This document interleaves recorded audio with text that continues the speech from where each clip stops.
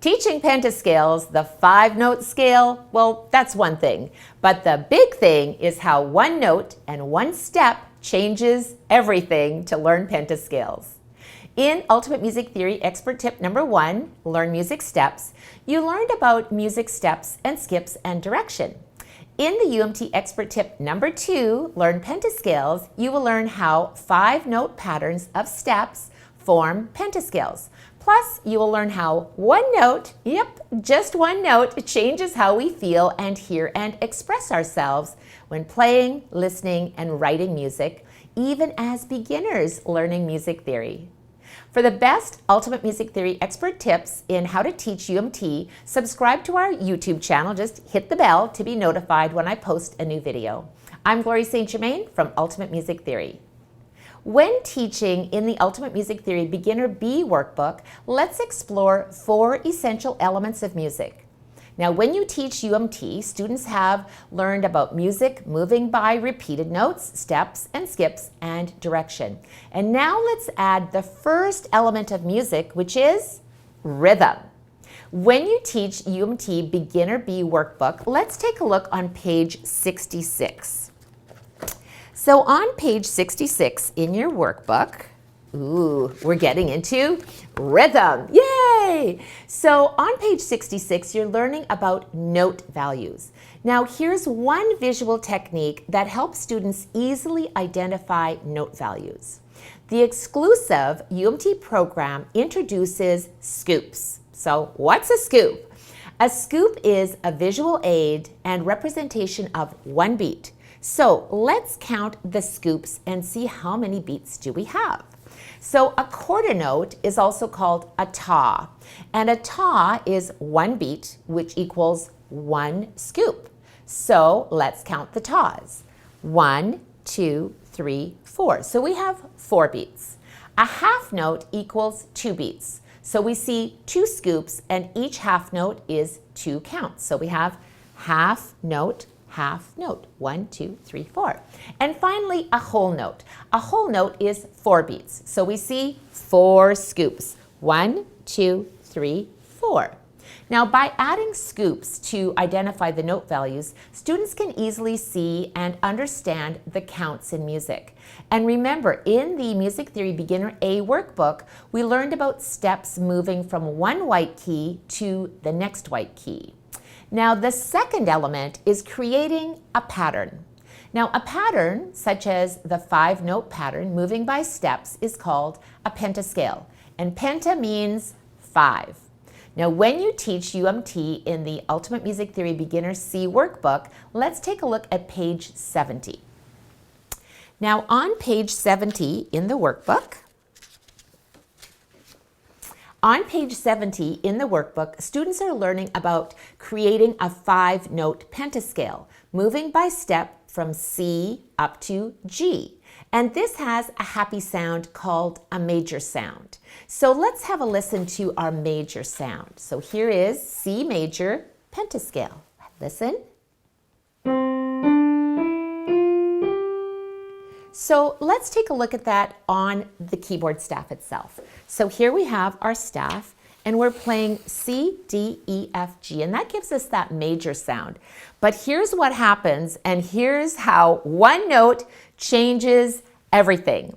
When we play the same 5-note pattern, and we're simply stepping up, moving from one white key to the very next white key, simply starting one key higher, what happens?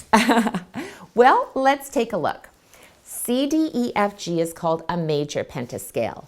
D, E, F, G, A is called a minor pentascale. We simply moved from C, one step up, to D. So let's have a listen to see if we can identify the sound. Are you ready? So here is C major pentascale. That sounds happy. Very good. Let's have a listen if we move just one step higher, moving up to D. What does that sound like? Ooh, that sounds a little bit sad, doesn't it? Absolutely. So simply by moving one key, just one note higher, everything changes.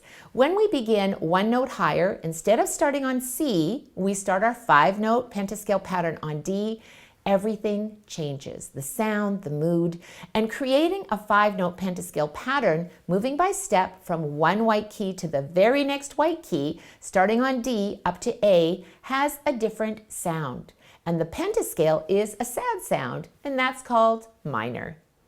Comment below and tell me what's your biggest question when you're teaching music theory, either major or minor pentascales for beginners.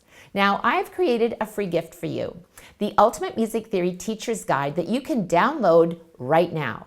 The link is in the description below, so let me know how you enjoy it. The third element is melody, and now it's time to explore combining the rhythm of the major or minor pentascale pattern to create a melody. So in the beginner, Ultimate Music Theory Beginner B workbook, let's take a look on page 78 and 79. Oops, there we go. So on page 78 and 79, you will find that we are combining the elements of rhythm and pentascale patterns of moving by step or skip and direction, moving up or down, and this creates a melody.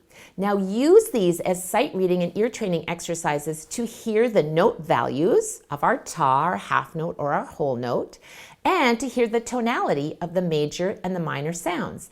And remember, in the Music Theory Beginner A workbook, you learned about Italian terms for dynamics such as forte and piano. And now let's add some Italian terms to our vocabulary. Are you ready? Okay, the fourth element is articulation. Ooh, what is that? That's a big word. When you teach UMT Beginner C workbook on page 84, let's move on down the line. Look how smart we're getting. Wow. Page 84, we're learning about dynamics and articulation. So the Italian term staccato is indicated by a little dot, and that means detached. And the Italian term legato indicates by a slur, means smoothly. So now we're going to put everything together, including the rhythm, the pentascale patterns of major and minor melodies, dynamics, and articulation. So it's time to learn, play, and listen using the sight reading and ear training games, which are included in the workbook, and of course, compose your own musical masterpiece. So I'm going to play a little melody for you right now. Let's see if you can identify all the things that we learned about. Are you ready? Okay, have a listen.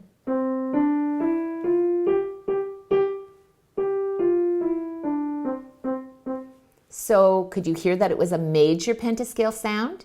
Could you hear that I was playing piano? Could you hear that I was playing legato and staccato? Let's try one more. Ready?